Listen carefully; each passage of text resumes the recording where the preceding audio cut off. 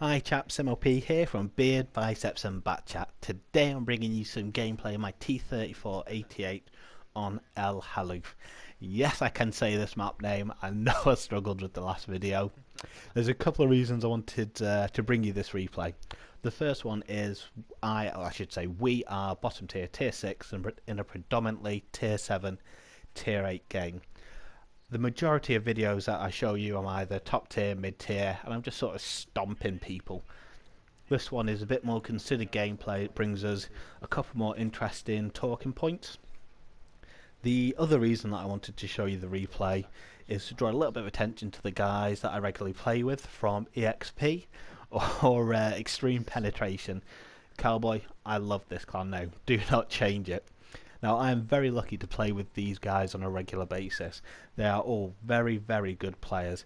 They bring me all the way from a little bit of a potato to where I'm able now to have purple WN8 days. Now, I would love to take all the credit for that, but a lot of it comes from being in chat with these guys, seeing how they play the game, learning to be a bit more patient with my gameplay. They've taught me a lot.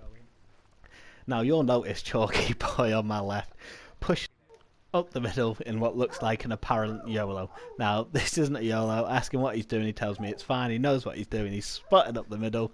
So don't let that distract away from me saying how good the guys are. So what we're looking to do here is just to push up to the hill on B2. Now, there's a couple of reasons for this. The first is where I am at the minute, AB12 is traditionally a heavy and medium hotspot.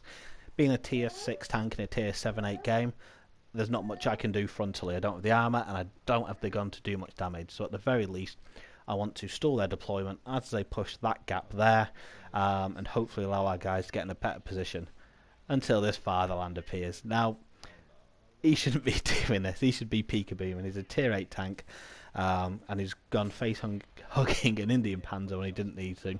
He's not paid any attention to me and Sidinator and our tanks, who are just going to throw shots into his weak spots. His armour is next to nothing here. It can't do anything. It's very, very poor decision making on his part. As an IS-3 on this map being top tier, he should have had a very, very good game with a lot of support behind him. We can't pen him frontally, peekaboo him away. He would have been fine. Now, we still need to be a little bit clever about how we're playing this to deal with the other heavy to our right hand side. I was going to say we don't know how the rest of the team's deployed, but we do. They're camping the ridge line. So let me take 2 seconds here just to explain how I think this map should be played. The only thing on a ridge line in this map should be TDs and maybe support, well, tanks with support guns, maybe a Tiger 1. The lights should be going into the town in the middle to spot for the TDs on the ridgeline. If you are a heavy or a medium, you need to be in the AB12 corner. Whoever wins that AB12 corner generally wins the game, rolls up the other flank, rolls up the ridgeline. If you are camping your ridgeline, you are not using your HP tool, your armour or your gun effectively, and it is a colossal waste of time. And rant over. So what I'm looking to do here is to use the vision I've got on this crew to see if there's anything nasty hiding behind that T29 and the KV-13. Now, I don't want to be in this position too long. The reason being, my gun may be active shooting that T29, but is not effective. He's hold down, I can't do much damage to him. It's a waste me being here. So I'm going to push and look to get round the side of him, round the side of the Tiger P, where my gun can be active and effective at the same time. Now there's Chalky Boy, see, I told you he's good. I'm going to join him, pushing around the flank, looking to do some damage until we spot these two very, very cheeky chaps. Now those two pose a very big problem to us. They are on that ridge line there. They just have to deal with a medium, which they've killed, a heavy and an arty. They will cap, and they will out-cap us because we still have to deal with far more tanks than they do. So we need to decide whether we're going to deal with them now or deal with them later. So we decide we can deal with them a little bit later on. We don't need to worry just yet.